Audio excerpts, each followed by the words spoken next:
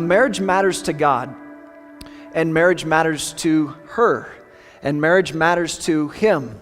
And like I did last week, I want to start off this message today with some good news about marriage. We get bombarded quite a bit with bad news about marriage, that the divorce rate is so high and that nobody's happy in marriage. And so I wanted to share a few of these things with you today. Shaunti Feldhahn, in her book, again, The Good News About Marriage, says this: around 80% of marriages are happy marriages. 34% are highly happy, meaning both the husband and the wife anonymously, separate, filled out a survey, and both of them said, yes, we're doing great, we're both happy in this marriage. 37% are happy. One spouse or the other said, oh yes, things are great, and the other spouse said, sometimes, most of the time, things are great. And finally, 29% are so-so and struggling. And even amongst those couples, the husband or the wife said, sometimes things are pretty good, sometimes things are well.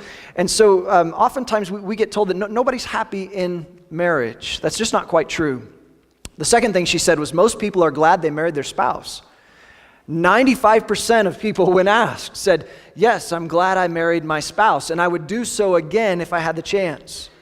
And finally, most of those who aren't happy will be if they will stay committed to each other for 5 years. Sometimes people will enter into marriage and the first few years are a little bit difficult. And this can actually get a little close to home. I have some family that had this viewpoint. He kind of came from a difficult past. And he said, well, once we've made it 5 years, then we'll know we're going to make it. But this idea of most people who aren't happy will be if they'll stick it out, if they'll stay committed to each other for 5 years. I mentioned a disclaimer last week, and I want to mention it again today. Marriage is tough. You've got to be intentional about working on your marriage.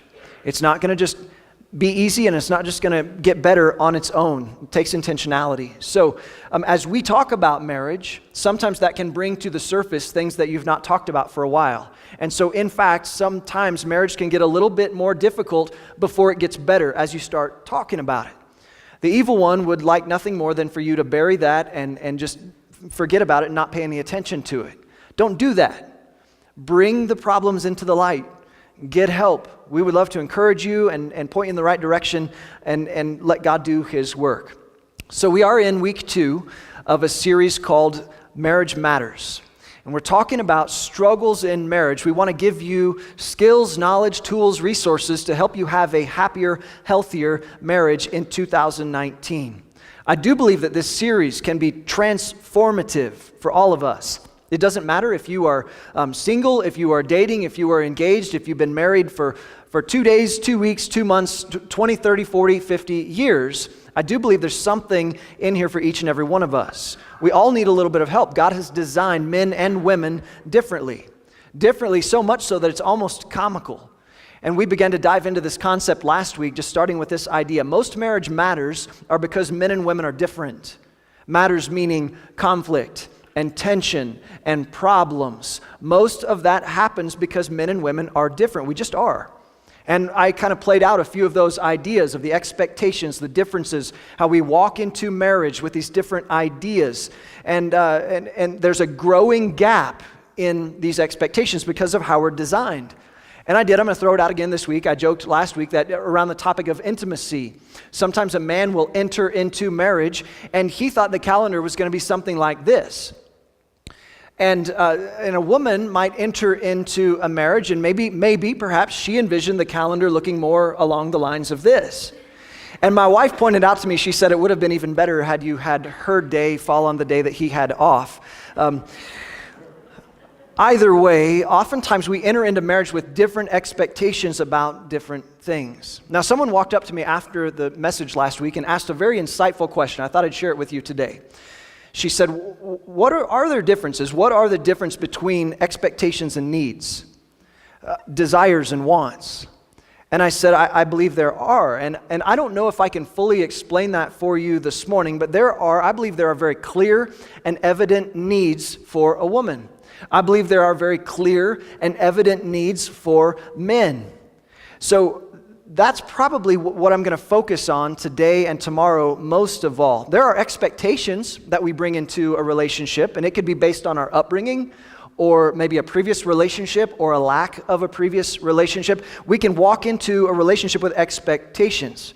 And then, of course, there are desires and there are wants, and maybe those are somewhat unique to individuals. And I'll even go as far as to say, if we're not careful, sometimes those can be a little bit selfish.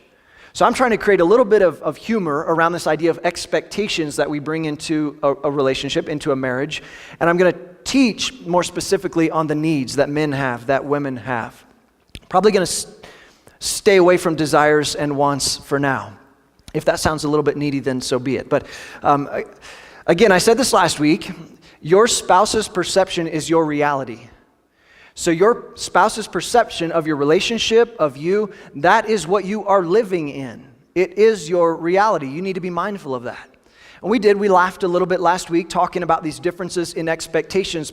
But the point I wanted to make very clear is no matter how long you've been married, wherever you're at, we're all different. There's a gap between us. There's a gap that happens in every single relationship. So the question isn't whether or not you're going to have a gap or differences in things. The question isn't necessarily even when that will become apparent. The question is, what are you going to do about it? What are you going to actively do about the gap, the differences in your relationship? Now, last week I mentioned there are several bad decisions that people choose when they recognize there's a gap in their relationship. Some people will choose to leave. Some people choose to give in. Sometimes couples choose to compromise. Other times, one person chooses to try and control the other. And we said that the only good answer that God gives us through His Word for us to have a thriving marriage, the most powerful principle in marriage is this idea of mutual submission. We started with Ephesians 5:21, and Paul begins with this verse. A lot of times we skip right over it, but this is the dominant thought of this section of Scripture. In 5:21, Paul says this, "Submit to one another out of reverence for Christ, not because they deserve it, not because you want to, not because you're having a good day or they're having a good day, but out of reverence for Christ, out of respect for Christ, out of fear for Christ." We talked about the definition of submission. That is when I decide, even when they don't deserve it, to put their needs before my own. And that is tough. It's difficult. But that is what God asks us. It is what God commands us to do in marriage. Submission is not a negative word. It doesn't have to be. Now, I left you with some homework last week to have practice as a couple with mutual submission, to get into the expectations box of your spouse and ask them, what is one thing I can do to serve you more? And I know some of you did that this last week, and some of you maybe didn't do that this last week. For those of you who did, for many of you, maybe it was quite difficult, and here's why. Naturally, men view the world, they view their spouse, they view their relationship through everything, in fact, through a very specific set of lenses. Men do. All men have them. Women have their own set of lenses that they look at their relationship and at the world through their lenses. And what happens is men begin to peer into the woman's box of expectations and through their lenses, and they're thinking, well, that's kind of strange. I don't really understand that. And women do the same thing. Maybe they put on their lenses and they look into a man's box of expectations, and it's like, he's a little broken, but I can fix that. I can work with that. That's what happens. We do that. Each of us look at one another and the expectations we have through our own set of lenses. But God has designed us differently. We need to understand that. But here's the problem. The culture we live in, you know this by now. The culture that we live in, we are being told now more than ever that there really are no differences between men and women. My opinion, that's one of the most dangerous attacks on marriage today. Did you know scientifically that almost every cell in a man's body has a different chromosome makeup than almost every cell in a woman's body? Almost every cell is different. That doesn't mean that we don't have some similarities. But make no mistake, God designed us very differently, and He did so on purpose. But here's the problem. When you walk into your relationship or your marriage, how much training did you have prior to? Most of us, perhaps not very much training at all. Maybe you're aware of this, but it takes a few years for an electrician to get their license. It takes a few years for a plumber to get their license. Do you know how much training it takes to get a marriage license? None. Zero. It takes 2 willing people and $30 for the license fee. And in the state of Colorado, a couple can even solemnize their own marriage. So we're going to be dealing with some difficulties in marriage when it comes to differences. And if you want to have a thriving marriage, you'd better start understanding these differences at a deeper level in your relationship. So that's what I want to talk about today and next week. Marriage matters to her today. Marriage matters to him next week. So we're going to look at the top 5 needs of a man next week. Today we're going to look at the top 5 needs of a woman. These come from research based and written about in a book by Willard Harley called His Needs, Her Needs. It's a great book. If you haven't read it, I highly recommend it. He breaks down 10 needs and he talks about 5 for him and 5 for her. Now I'll warn you ahead of time, the subtitle of the book is How to Build an Affair-Proof Marriage. And every single chapter will give you a real life story of a couple who has had an affair, largely in part because a need was not met. That's how serious it can be. So that can be a little disheartening to read that, but still it's a great book. Now, when he's talking about these 10 needs, 5 needs for him and 5 needs for her, can you guess how many of those line up identical? 0. None of them do. Now, there are some similarities. There are some balancing needs, but God has created us very differently. So we've got some work to do to dive in and understand one another. So today, ladies first, and I'm going to try to articulate for all of us a woman's top 5 needs. And I'm clearly wading into some dangerous water here. I get that. I've never been a woman. But I live with 3 females, my wife and our 2 daughters, and so I'm going to do my best. And ladies, if I say something that is insensitive or is not how you would exactly articulate it, I ask if you would show me a little bit of grace. And I'll let you know, my wife is going to join me on stage a little bit later on in the message. She can correct anything that I've said in error. I do want to begin with a verse, and I want to anchor to it, and I want to ask you to hold fast to it, men. It's from 1 Peter 3. During our time today, hold fast to this verse. Peter dives into marriage and the concept of mutual submission, and he talks to women about mutual submission, and then he talks to men. And this is what he says in verse 7. You husbands must give honor to your wives. That word honor means to put them in esteem, to put their needs above our own, before our own. That's the model. And then he goes on to give a very practical way to do that. The second part of the verse, treat your wife with understanding as you live together. Treat her with understanding. That word understanding in the Greek, it's actually quite deep. It talks about discovering, to learn, to seek out, to figure out. And so men, we are told that if you want to make it work in marriage, you had better discover and learn and try to understand your wife as you live with her. So as we walk through these top 5 needs, men, please realize I'm not giving these to you. I'm not making you aware of these to beat you up. I'm not bringing this to your attention to beat you down.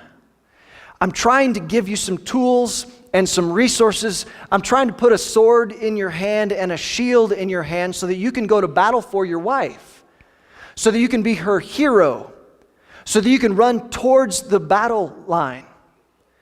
And ladies, I would just ask today that you would keep the elbows to a minimum, because you're going to be tempted to poke a bit. Ladies, I know that as we walk through these top 5 needs of a woman, not every single one of them is going to resonate with you. But I do believe that 1 or 2, maybe even more, will connect very directly with your context or how you feel about things. We're going to start with number 5. We're going to work our way back to number 1. The number 5 need of a woman is family commitment. Family commitment. Now, this is not to say that men don't care about family. It just means that in general, women oftentimes have a greater desire for there to be family commitment from their husband. An example would be, and I've heard this, I've read this. I've even been told this from a woman when I've done some counseling with married couples before. And it'll be something like this. At some point, she will say, well, when I really fell in love with him was when I saw how he treated his family, especially his mom. Why is that? Well, she is projecting forward. She is observing how he interacts with his family, and she's projecting forward. Is he going to be a good family man? Is he going to be a good dad? How is he going to treat me? And men, we can get confused by this, and we can think, well, hey, I'm out there working hard, and I'm providing, and maybe I'm working all the time. I'm not mistreating you or the kids, but men, we need to understand that for her, oftentimes, how you treat the kids and how good of a dad you are, maybe even how you treat some of her extended family, is very directly linked to how she feels and how she feels love from you. We've got to understand that. Ephesians chapter 6, verse 4, Paul writes this, "Fathers, do not exasperate your children. Don't exasperate them." He continues on, "Instead, bring them up in the training and instruction of the Lord." I'm going to try to summarize each of these ideas for you this morning, and this is how I've put it in your notes. She sees a great husband as a good dad. She sees a great husband as a good dad. They're linked more than we want to admit it. And so if there are any single guys in the room, and you want to win the heart of that woman that you're dating out there or have your eye on, I would just encourage you, treat her family well. Treat your family well. Need number four. Need number four is financial stability. Financial stability. And sometimes there are men who want to push back on that and say, well, wait a minute, are you suggesting that it's just all about the money? That she's just seeking a man who has money? That she's just out for money? Is that what you're saying? That's not the point. The key word is stability. She needs stability, which is different than wealth. Most women are not looking for great amounts of wealth or to be rich. They want stability, financial stability. Now think with me on this, and I know that it's a little risky to kind of bring this up, but I think it's a common idea. How often do we hear about a 20-something-year-old woman marrying a much older man who has great wealth? And because he has great wealth. We hear those stories, and we even kind of make jokes about those stories. But I would argue on the flip side, it's much less frequent, if at all, that we hear the same story of a 20-something-year-old man marrying a much older woman for her money. Why is that? Well, I believe inherently women have a need for some financial stability, a little more than men do. Again, the key word is not riches and wealth. It's stability. In fact, I've even heard women say something to the effect of, I would even be okay with a little bit lower standard of living if it meant that we had more financial stability. It's about stability and minimizing that concern and that worry. Again, that sounds strange to a lot of men, but it's a big deal to women. Need number 3, honesty and openness. She needs you to be honest and open with her. This is different from trust. Now, the two are very much directly linked, but trust is a big thing for both men and women. The way that I would articulate this specifically is oftentimes when a man enters into a relationship, it's difficult for him to give up his independence, especially if he's entered this relationship or this marriage later on in life. We don't like giving up our independence. And so at some point, when she begins to ask questions like, where are you at? Or where are you going to be? Or when are you going to be home? Or what did you do today? Or what happened on the business trip? Well, that feels a little intrusive to us men who like our independence. And if we're not careful, when those questions come, nobody asked these questions of me before, why are you asking me now?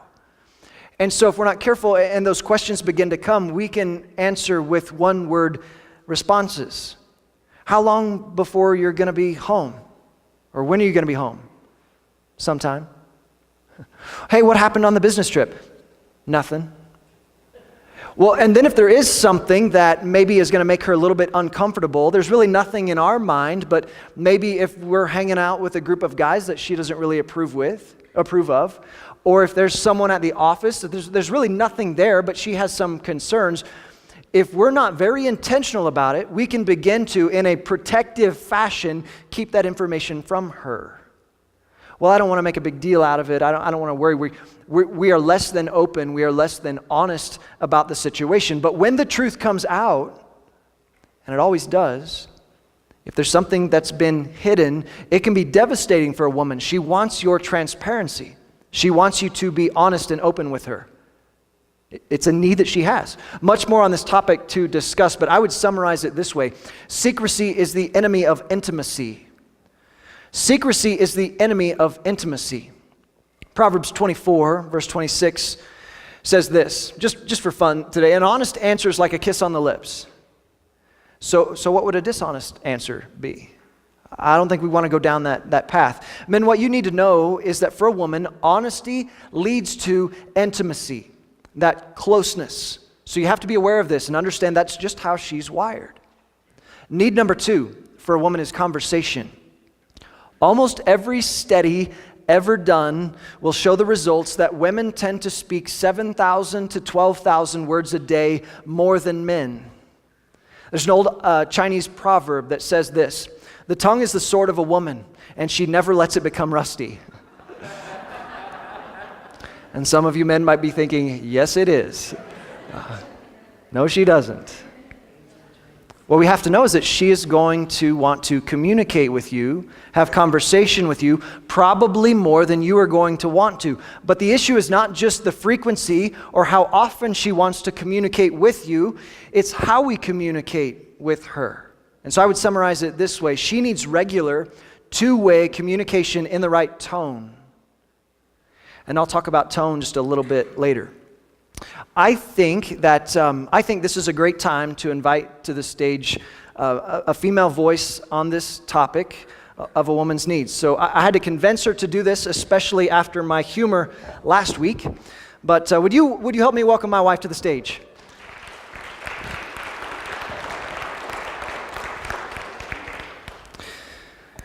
We have been married for almost 19 years. This May will be 19 years, and so I think we've figured out a few things, and maybe not a few. There's a few things I probably haven't figured out, though, as well.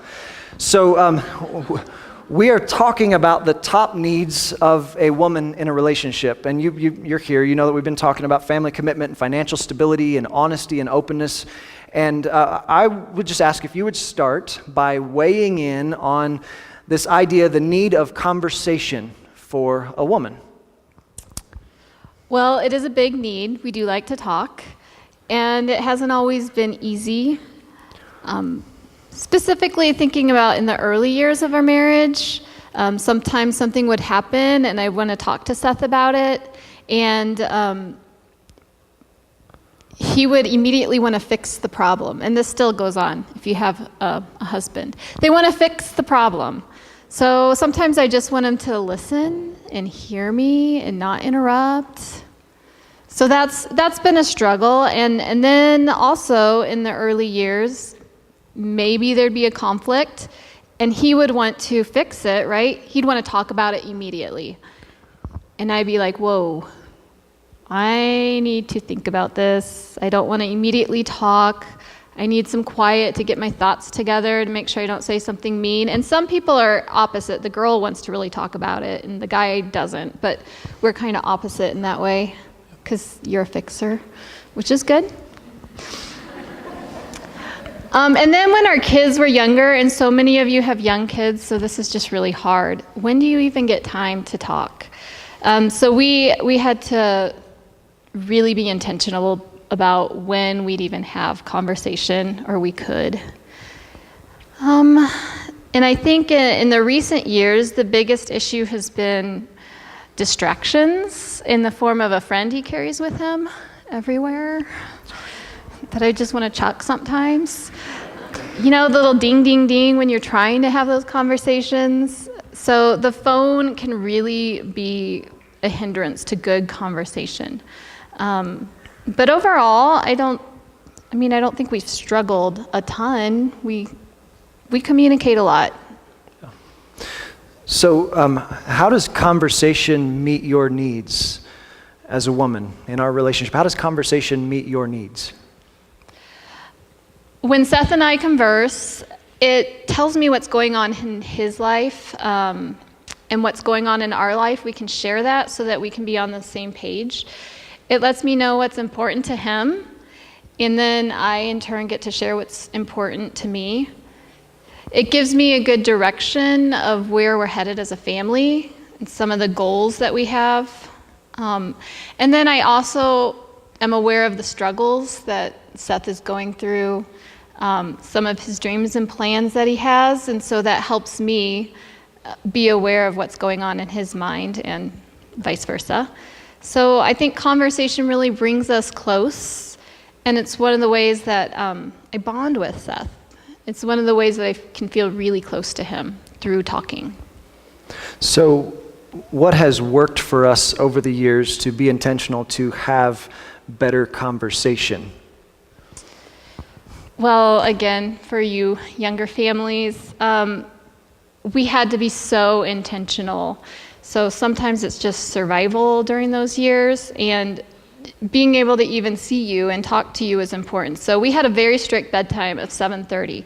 That did not mean the kids were asleep. It just meant they were in their rooms away from us so that we could have a little bit of alone time. So very strict, very intentional, and it can be done because we did it a lot.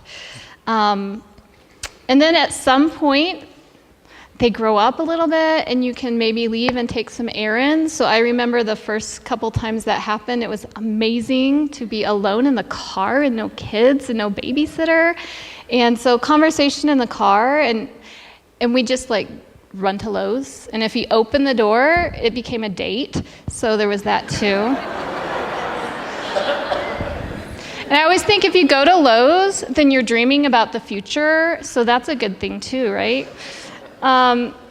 So when I have mornings free, while the kids were at school, we'd go get breakfast, or we'd just stay home and have breakfast, and that was a good time to get on the same page.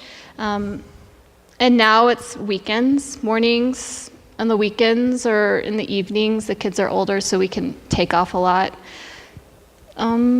And then I would say, if you know us, you know that we banter back and forth. And so we are pretty good at not taking ourselves too seriously, so that when we do need to have those harder conversations, it's not like every time we talk, it's serious.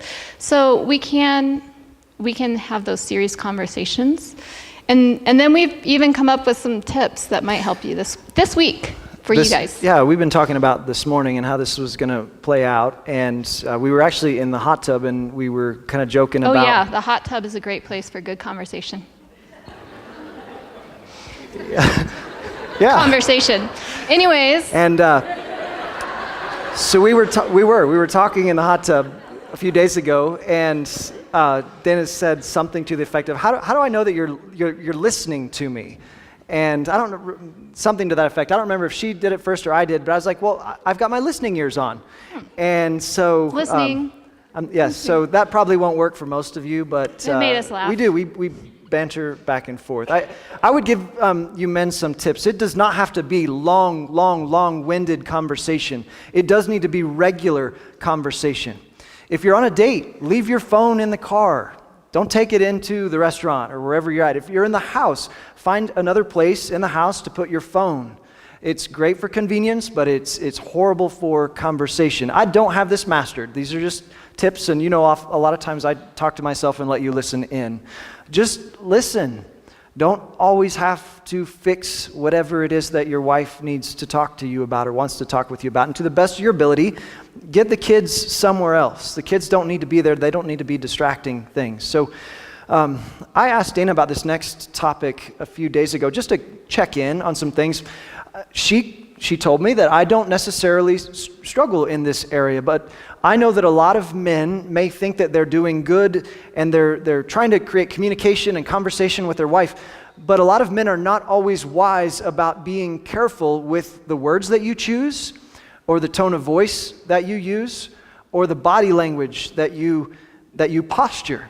And if you're not careful, your body language, your words, your tone can cause your wife to shut down. And so if you have no idea what I'm talking about, oh, I never do that, then maybe you just simply ask her about it. Again, we're men, and so sometimes amongst men, we can talk pretty direct, or we can be even a little bit harsh. That is not how God created your wife.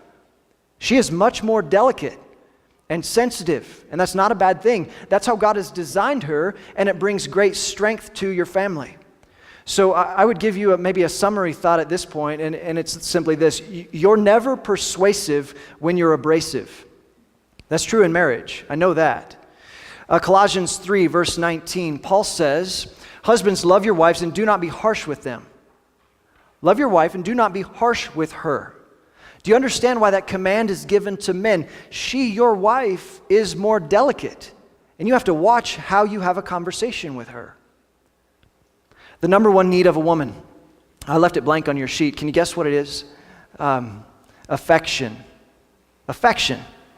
Now, this can be confusing for us guys because a lot of time, most of the time, we are going to often view affection and intimacy and sex as the same thing. And Dana, I'm guessing that most women do not. No, and don't get me wrong, we like sex, but to a woman, affection leads to intimacy, which in turn will lead to sex. And for a man, intimacy is pretty simple. But we both want intimacy. How we get there is going to look different. And I think that's what can create a very close bond in our marriage. So I know that as men and women, we are looking at affection differently, and that may be confusing to a lot of men. What does affection look like practically? I feel, and this is for me, women, you know yourselves, but for me, I feel affection from Seth when he's present, when he's just next to me. When he's thoughtful, like opening the doors or scheduling a date. When he buys me flowers, I like flowers. When he texts me, I really love it when he texts me throughout the day to see how I'm doing. I like alone time. That's when I recharge. So when he takes the kids and lets me be home alone, to me that's showing affection. I really like it when he does some of my chores without me asking or anything. I come in and he's already done the laundry and folded it. So that's affection to me. And that means he really knows me and he knows my favorite things, so he's done his work. That's affection. And then there's physical touch. And physical touch is so important to a woman, but it's very different from physical touch that a guy is probably thinking of. And it's holding and being close and touching and holding hands, but there can't even be a hint of any strings attached. Just not. But it's so, right? I mean, really, but it's so important. And when that is met, that moves us towards that intimacy. And then finally, probably one of the most important things that shows me affection and moves us towards intimacy is anytime you lead our family spiritually, like when you pray with me personally or the family. So the spiritual connection really is a big one. And you're doing really, really good. Thank you. He's been doing his homework this week, asking me all the right questions. So I think when there's closeness, because of the affection, I'm going to feel that intimacy, and I'm going to feel cherished and valued, and I feel important to him, that he knows who I am. And they're not really difficult things to figure out, but every woman is going to be different.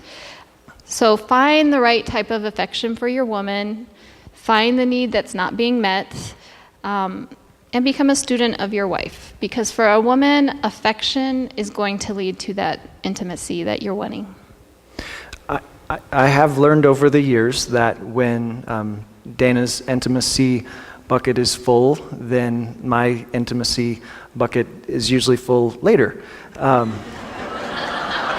I think I think sometimes many of us guys are a little slow. I would say to you men, I would clarify it this way. Affection is the environment.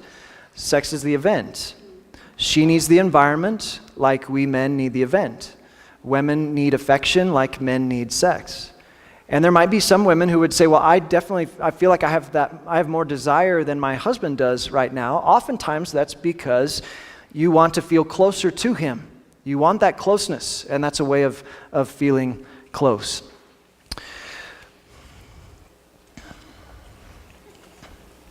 I want to summarize real quick here. Men, these are her top 5 needs. Family commitment, and financial stability, and honesty and openness, and conversation, and affection. And again, I don't give these to you to beat you up. I want to equip you. I want to arm you so that you can be her hero, so that you can fight that battle. I challenge you with this because I feel challenged when I look at this list as well. And I know that there's more than one area where I have plenty of room to grow in and live up to. So if you're feeling challenged as a man, embrace it. Run towards the battle. Don't walk away from it. Fight the battle. Here's the takeaway this week, and for the men, it's very simple, very similar to what we did last week. Men, I want you to ask your wife, which one of these 5 needs some of my attention? Which one of these specific 5 needs some of my attention? And I know that some of you might be thinking, well, that was similar to the homework last week. I've already asked her some questions, and she's already given me some responses. Well, marriage matters. This is not a one and done type of thing. So remember, she likes to have conversation. Initiate conversation in this way. Keep moving towards better. Keep making progress. Keep working on things.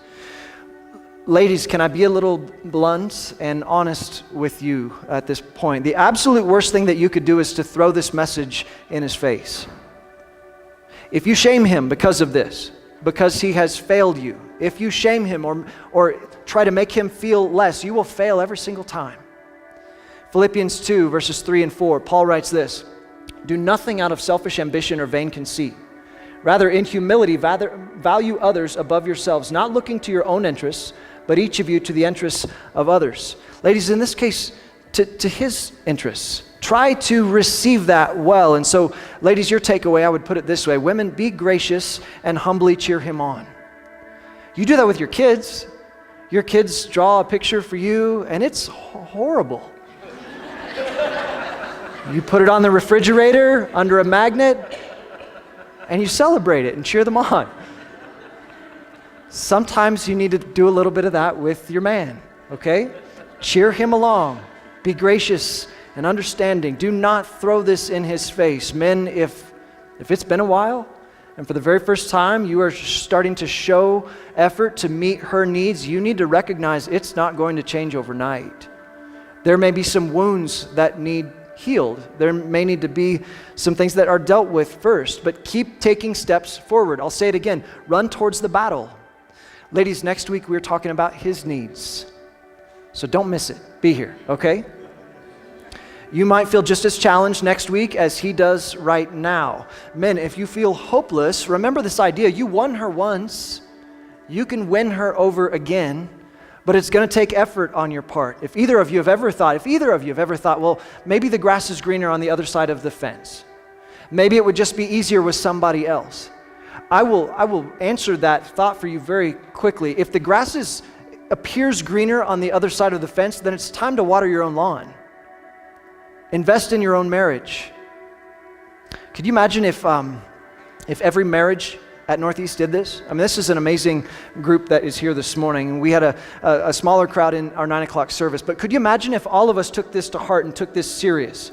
The effect it would have in your marriage, in your family, maybe for generations to come, what that would look like, and even in this valley, in your workplace, what that would look like. And so, men, let me end with this idea. If you walked out of here in a few moments and your wife were attacked and she is about to be harmed, would you not do everything within your power to protect her? Would you not lay your life on the line for her? I know you would, because it's how you were created. That's what God put inside you, to protect your wife at all costs. So why wouldn't you lay everything down on the line for her in regards to your marriage? Why would you not lay down everything on the line for the woman that you said, for better, for worse, for richer, for poorer, in sickness and in health, to love and to cherish till death do us part. Why wouldn't you do that? So as we close today, I have asked if Dana would pray for marriages today. We are going to be praying for you. And so just like we did last week, if you're a significant other, the person you're engaged to or dating or married to, if you would take their hand, I just want to encourage you to do that. And she is going to pray for marriage, that God would give us the strength to move forward with our marriages, to run towards the battlefield. So would you pray for us?